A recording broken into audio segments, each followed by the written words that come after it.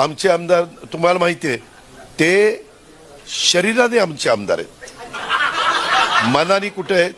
सुनेला कुठं पाठवलंय, लेकाला कुठं पाठवलंय, फलाण्याला कुठं पाठवलंय?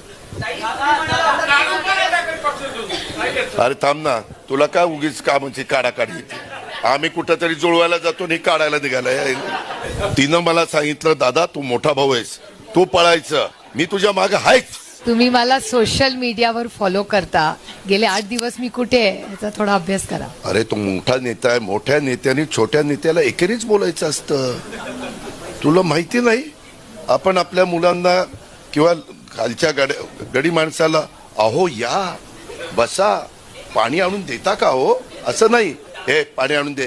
त्याच्यामुळं त्याला तो मोठा असल्यामुळे तो अजित पवार त्याला चिल्लर वाटतोय म्हणून तो एकेर उल्लेख करतो. हा